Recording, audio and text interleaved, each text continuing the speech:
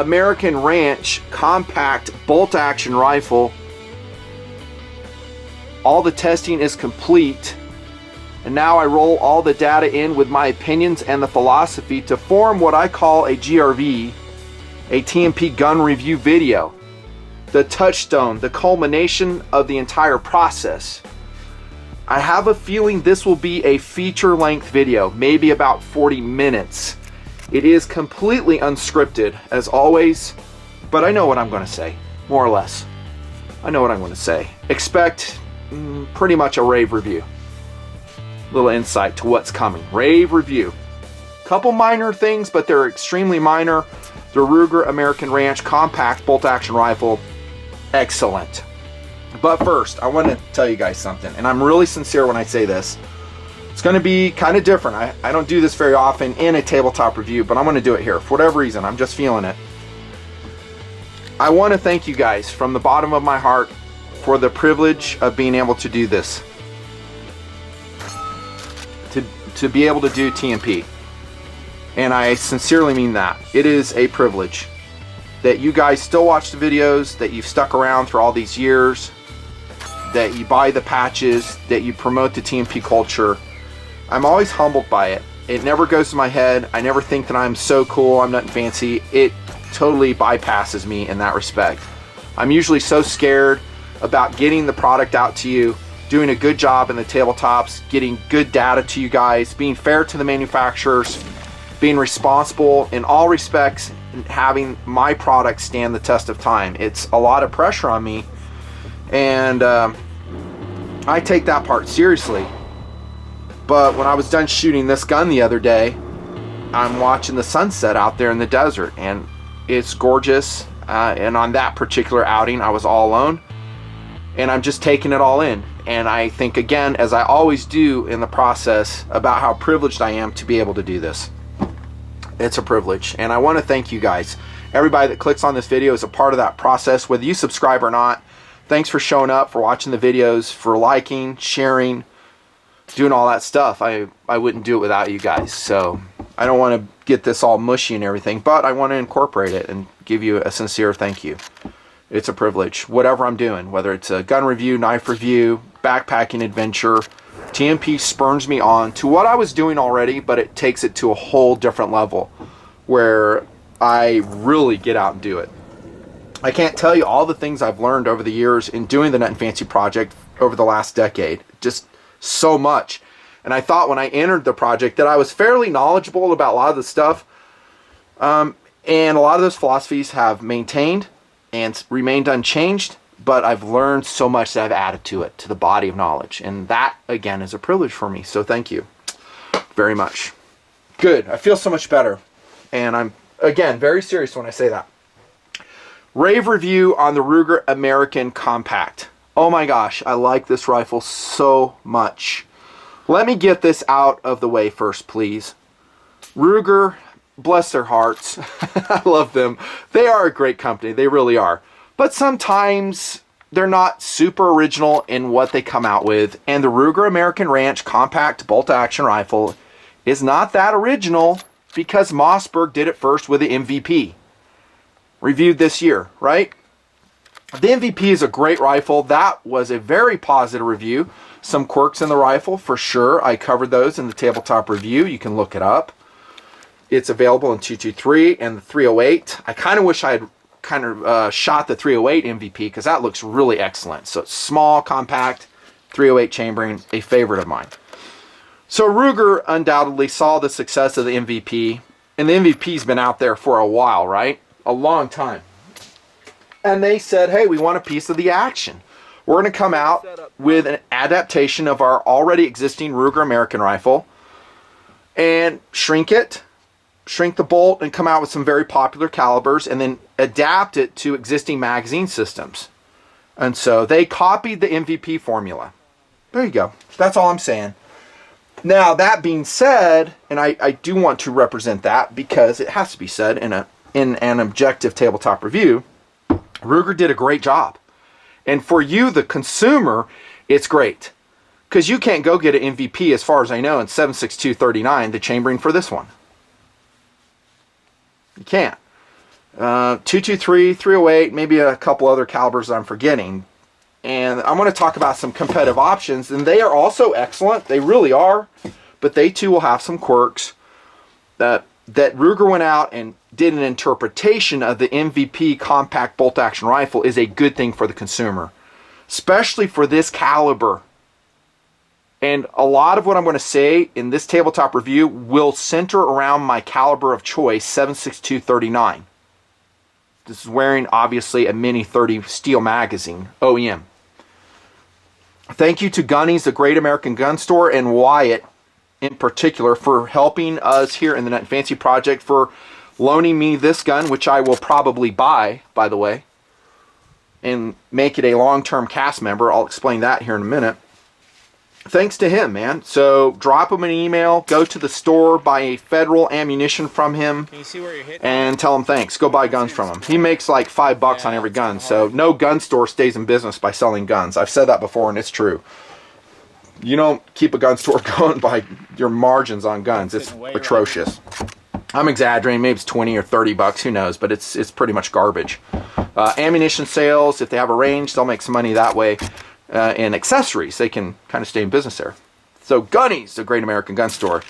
I went to Wyatt though, and he said, hey man, Ruger American Compact, you ought to take a look at it. And I looked at it, I was like, yeah, that was pretty cool. I knew I'd reviewed the Ruger American very positively again.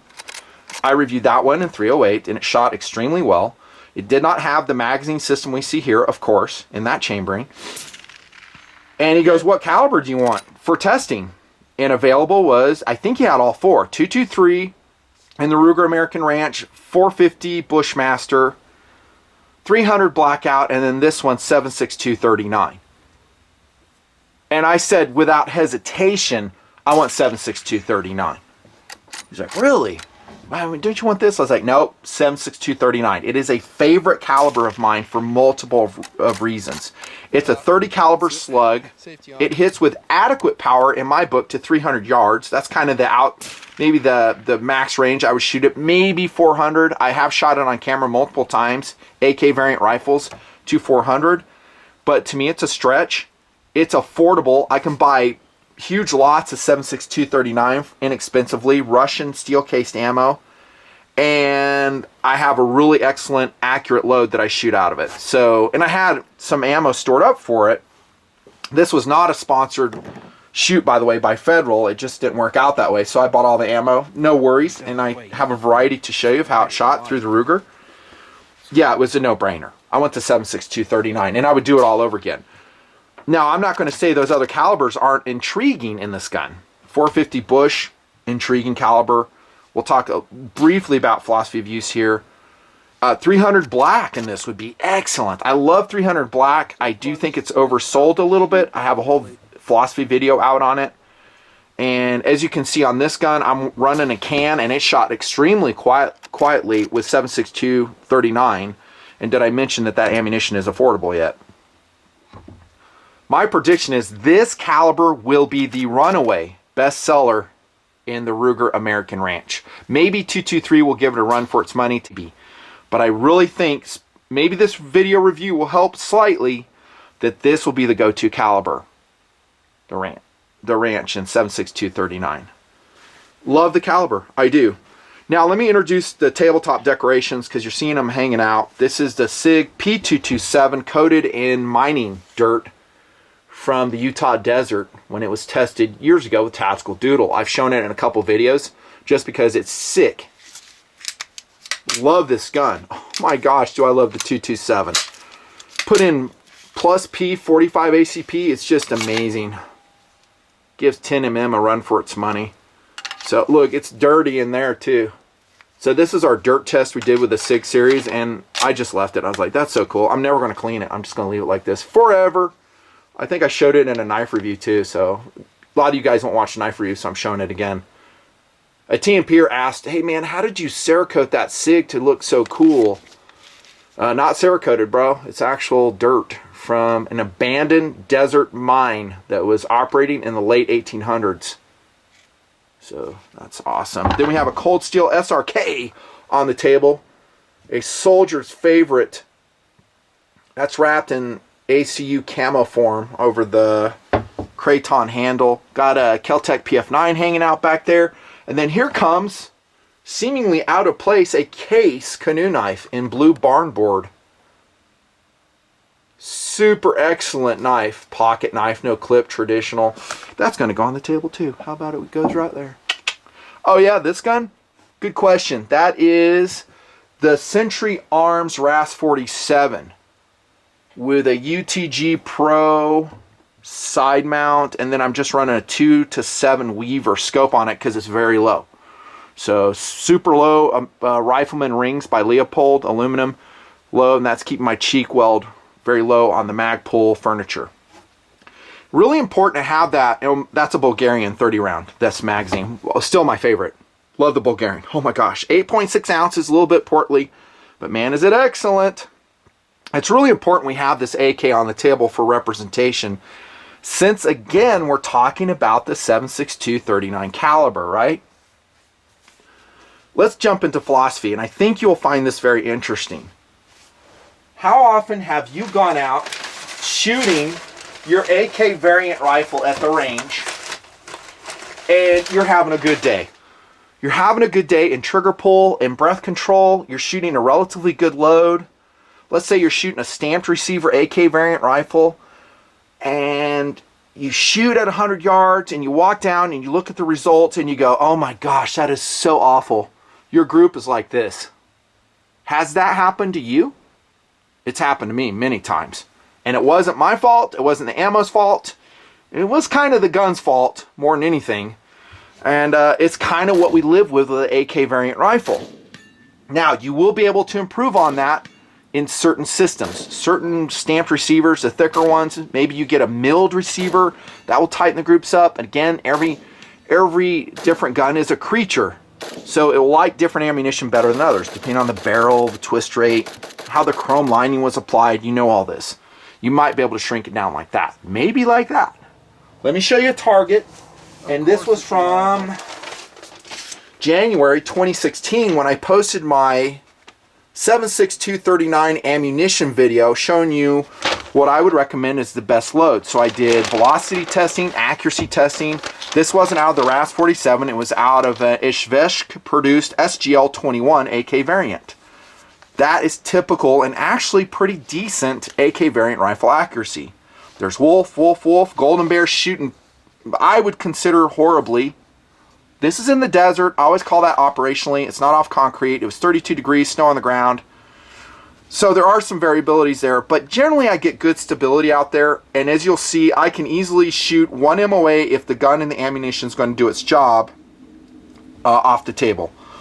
Golden Bear, Hornady, SST, you're going to see a lot of that load in this review. And I did have a couple impressive groups, but I think it was more luck than anything. There's M67 off the SGL 21. That's an MTAC load, MTAC, whatever you say. Golden Tiger, shooting 22-64. I mean, I could spend a lot of time on this target, but I'm just showing you what a stamped receiver AK does with good shooting. Look at this group. This is what I'm talking about. That's horrible. That's typical AK variant rifle. Fiocchi spitting out a very depressing 1930 feet per second.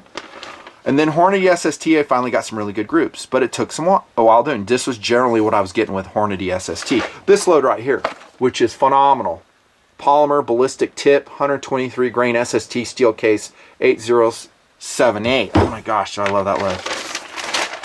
Philosophy of use for the Ruger American Ranch is as follows. First and foremost, load tester for 7.62 39. Load tester. This is what I mean. I took this gun out to 300 yards. That's where I'm going to start with that Hornady SST load I just showed you. Check out the results. Yes, it is shooting with that Dead Air Sandman titanium can on it. So it's shooting with a suppressor, which generally will make the gun more accurate. 4 1/4 inch group at 300 yards. This was at the range, not the desert. So I have very stable, conditions. Concrete bench. I would say out of this style of gun with this caliber, that is excellent accuracy. Not outstanding, but excellent accuracy. Outstanding would be 3 inches, sub MOA. I was not able to achieve that on that outing, but dang son, That's pretty good. And as a load tester, what that tells me is what the ammunition is capable of doing out of a proper platform. That is a great philosophy of use for the Ruger American Ranch in 7.62x39. Maybe you do have several AK variant rifles and you just want to test ammo, but you have so many variabilities in your AK variant rifle. You know, receiver flex, is a scope mount working, the rings, the height, your cheek height, the barrel, the harmonics, the vibration. It's really cool to be able to go out, test a load, and come out with this. This is operational in the desert out of the Ruger American Ranch. 2017, 100% excellent trigger fun. I'll talk about that in here in a sec. Look at that group.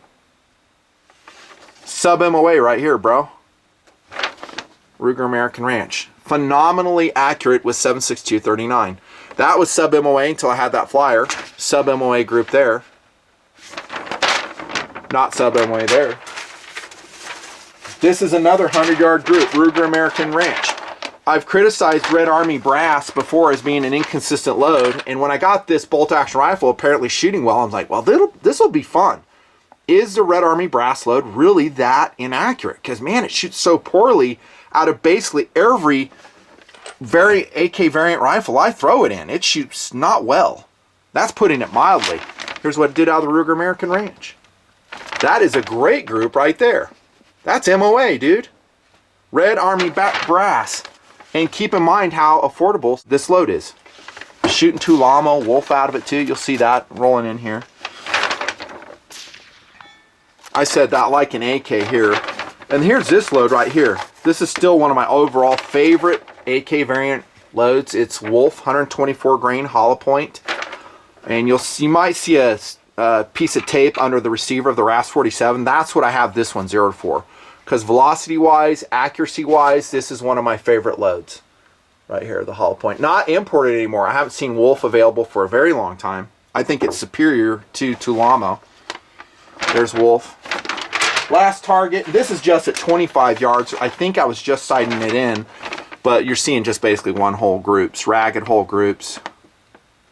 Look at what I said here. Exciting potential. I saw it immediately. I mean, yeah, it's just 25 yards. When it's shooting like this, I'm like, it's got exciting potential. And then we'll go back to that 300-yard target. Yeah, dude, it is amazingly accurate. Philosophy of use then is a test bed for the caliber. If you're reloading 7.62x39, it'd be a great way to work up a load. And then maybe transfer it to your AK variant rifles. Again, every rifle is an individual. Maybe it likes that load, maybe it doesn't. But man, what a fun gun. And it's such a simple system. So we don't have a lot of moving parts, standard bolt action application. Great test bed. Philosophy of use. Also a hunting rifle, yes, even in 7.62x39. I really wish I could have gotten a hold of some Federal Premium 123 grain Power Shock soft points. I've tested that load in 308 many times, and it usually will shoot MOA, a hunting load from Premium. So I was not able to secure that for whatever reason, but maybe in future tests I'll do that, post a mini video somewhere on that. I suspect that would be a great hunting load for your Ruger American Ranch edition. I would totally hunt whitetail deer with it. I might hunt mule deer with it, but I kind of like a bigger caliber, some more hitting power if I go to muleys. Not that I hunt anymore, but I grew up a hunter. But as a medium power, 30-30 style of hitting power, I'm saying, the 7.62x39 is awesome. Legal in a lot of states for hunting, right? Totally is. The hunting rifle all day long. If you went to the 450 Bushmaster, that opens up more applications. Different types of game that you can hunt with on that. I think the main reason guys will buy the Ruger American Ranch, and list me amongst those, load test, definitely, and that's really important as part of TMP, seeing what ammunition does before I transfer it to another gun. Roger that. But I would say fun gun. You know, Jardine and I are shooting this Ruger American Ranch out there, and we're just laughing. We're like, this gun is so fun. I mean, I've got a 308 can on it. It's threaded 5/8 by 24, so the Sandman suppressor fits perfect. With that on it, they're in medium recoil to begin with, and an awesome butt pad, by the way. This butt pad is perfection. It needs to be wrapped in some high quality 3M electrical tape so it's not grabby on the sides. But it locks onto the shoulder and absorbs what very little recoil is coming through. It was a joy to shoot. So fun to shoot. And we said the same thing about the Mossberg MVP series, right? It's the same style of rifle. I let off with that. Really fun rifle to shoot. And shoot it we did. I mean, we ran hundreds of rounds through it, went out on multiple outings. Really? I was impressed, man. And philosophy of use too, I'll throw this in there, survival rifle. Especially legal in more places, survival rifle. Bolt action rifle. It's not a semi-auto. Yes, it's magazine fed. In your jurisdiction, state, locality, you might be limited to 10 round magazines. That would suck, by the way, but, you know, it is legal and it's a good cartridge. It's a viable option. In those jurisdictions myself, if semi-autos or whatever just cause you too much grief, I still love the Troy sporting rifle, the pump action AR-15.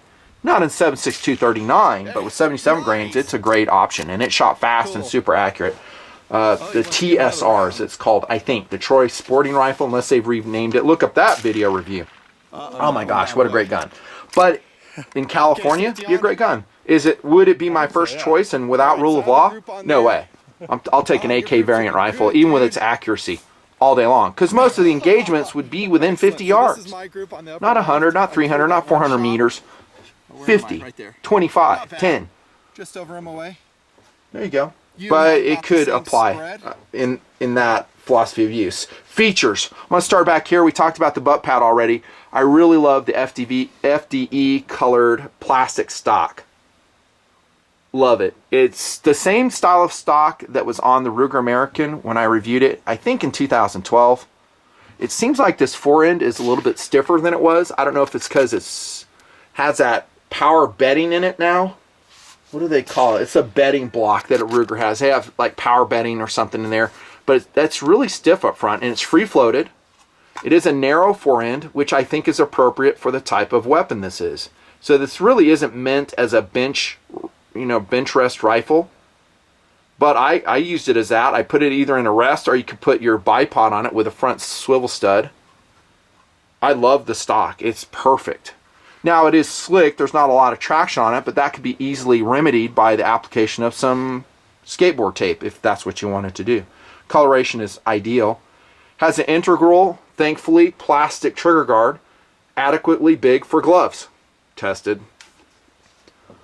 Saves weight, I don't mind that at all. There's your action screws in the bottom right here, simple. Make sure those are adequately tight before you go shooting it. Ruger logo, which looks great, inlaid into the stock. Swivel stud on this back portion here. Notice it's a straight style of stock. There's no raised comb on it. Just excellent. I love the stock. No issues whatsoever. And then I guess I'll take you to the magazine. Now Ruger, when they decided to put out their version of a compact magazine-fed bolt-action rifle in intriguing calibers, they had an advantage on the competition, and you're looking at it. They had an existing 7.62x39 magazine system already proven coming from the Mini 30. That's a huge point, by the way. For you to make a magazine that feeds reliably this tapered cartridge, it's difficult. We did have an issue or two with the Mini 30 testing. I talked about that in that video review. You can check it out. But most of the mags work well, and I will say in testing with this magazine and another one, it worked fine as far as feeding goes. It fed well. You know, and I'll say it now, one of the competitive options to this rifle is a Howa Mini Action. That's a cool little gun. It does not have a threaded barrel like this one does, which is a huge miss on the part of that Howa Mini Action. A big downside though is it wears a 5+1 single stack magazine, which blows. Red Army brass. It blows. Hey man, you don't need that much firepower for a bolt action rifle. Well, there's a lot of things we don't need in the world of guns, and be careful anytime you go down that path of using the word need. But you want them, and they're useful. And having a 20 round magazine with a Ruger American Ranch is useful. It lasts a long time because it's a manually operated gun. I'm all for it. All for it. It lasts a lot longer than the Mini 30. You shoot and shoot and shoot, and then you're like, wow, if I saw rounds to go, I think it's exceptional to have a mini 30 magazine in this caliber. So again, Ruger had a leg up. They used it. They adapted the rifle to an existing magazine system. Awesome. And then the other magazine systems also an advantage. So that's really a big selling point to the Ruger American Ranch series to me. The magazine systems and most of the calibers. There's your paddle right there. It's steel with a polymer housing. For the insertion of the magazine, it's going to be a little bit sticky, not bad. Just kind of put it in, smack it, and it'll go in. I didn't notice any problems in the field in testing the Ruger American Ranch, neither did Jardine. We're like, yeah, it works great. And it has last shot hold open to let you know that you're out. So the magazine follower will stop the bolt on the Ruger American Ranch. Do you like that? Absolutely. It's helpful. Totally helpful. Take this magazine out as we take a look at the bolt featuring a 70-degree throw. This is your simple field strip, by the way. Take down lever right here. Now the Ruger, not the Ruger, but the Howa Mini Action brags about how lightweight and short its bolt is, and that's good. It's like a 10 ounce, 6 inches overall length in the Howa Mini Action in this same caliber, I believe. This one is about 12 ounces, so it's a little bit heavier and not much longer. 3-lug bolt on the Ruger American Ranch. Dual locking lugs, or dual locking cams, I'm sorry. And it is smooth, dude. Oh, this is a smooth bolt. Daddy like. I also like the bolt handle on it. It's perfection. No bumping of your optic at all. Check this out. And this is a very preferred high value Pro Staff 7 by Nikon. Great dials on it, non-illuminated. Running in some pretty affordable Amazon rings that I had to buy for this particular application to sit really low on the rifle. So I'm pretty happy of how that turned out. I'm always trying to put that optic just as low as I can. It helps out with ranging to longer distances and also just your cheek weld. Super smooth though. This gets back to what I was saying about funness and shooting.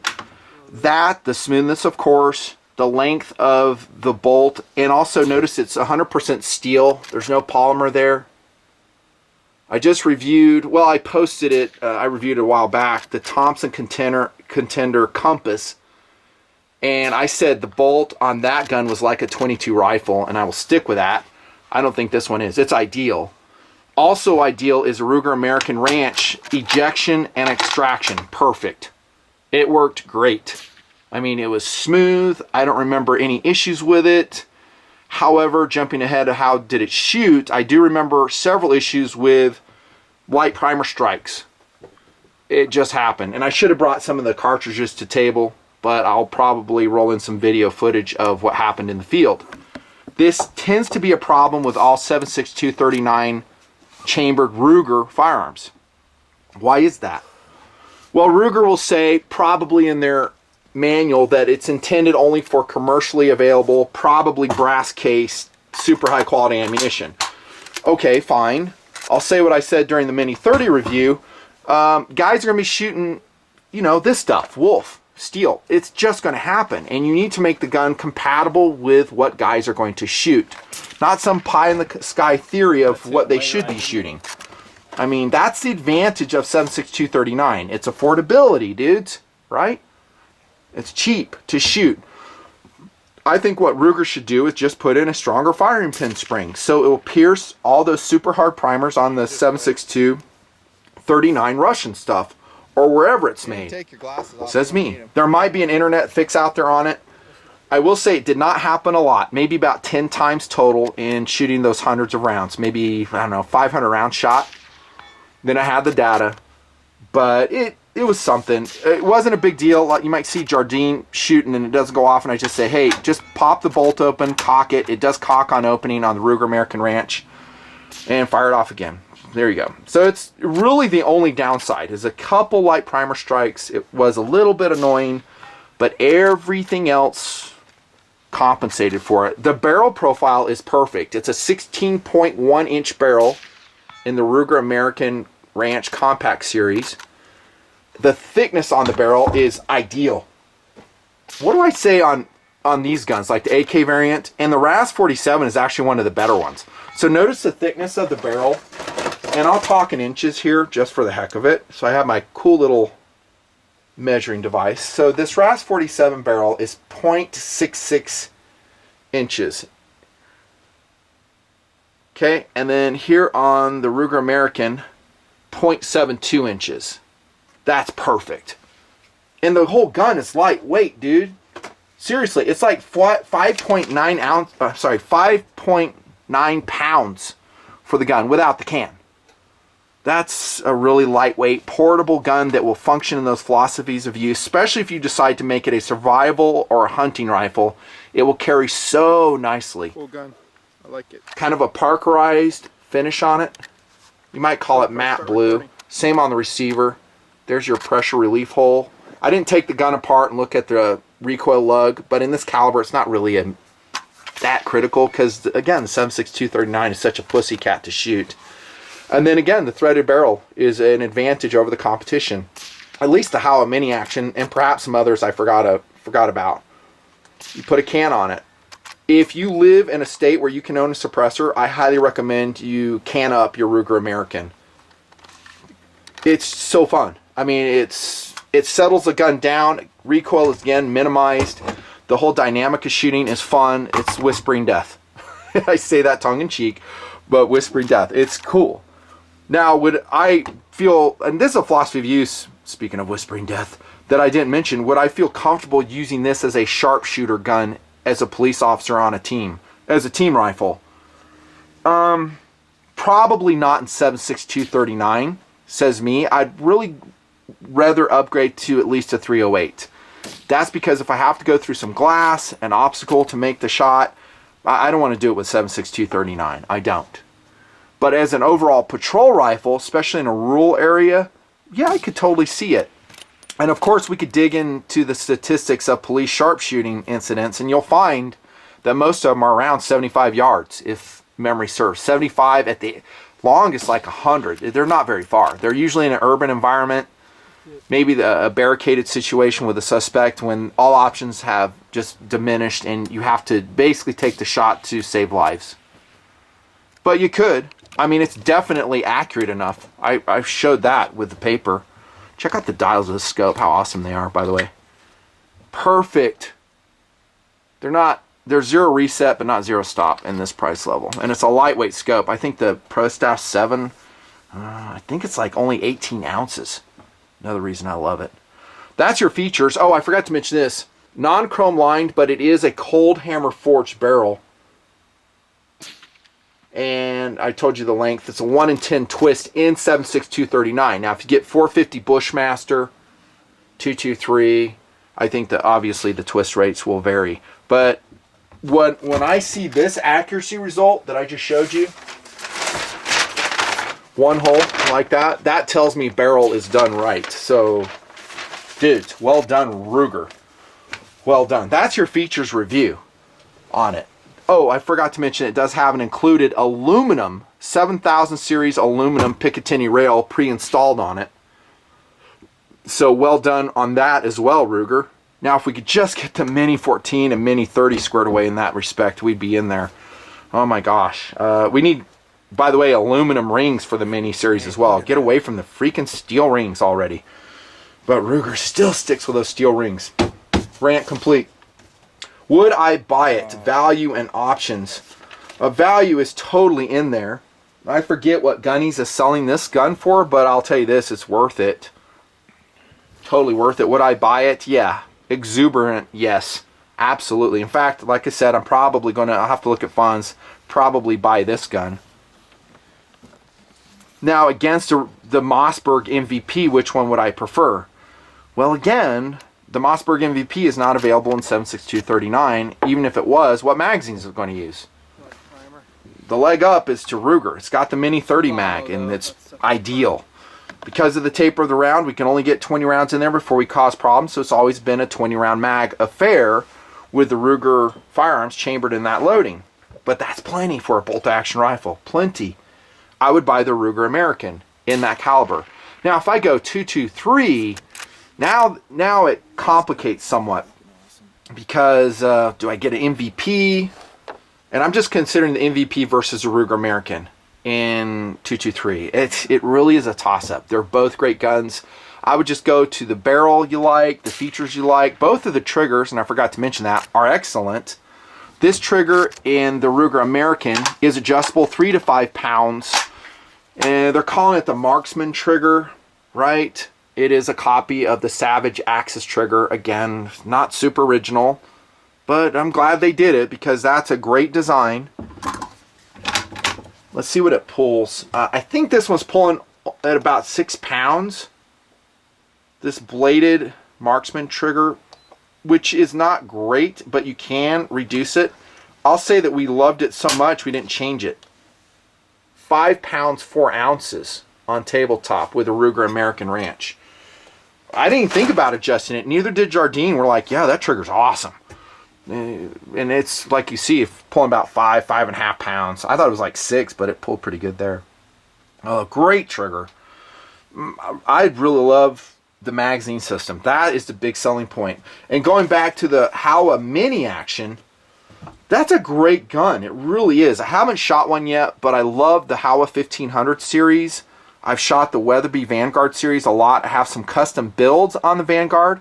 That is made in the same factory in Japan. So Howa and Vanguard are basically the same rifle with some small differences. Now, they have different calibers in the Howa Mini action that are not available in either the MVP or the Ruger American Ranch, like 6.5 Grendel and some other stuff. But the magazine system, like I said earlier, is a big disadvantage of that gun. Big disadvantage. 5+1 single stack and 7.62x39? Not interested.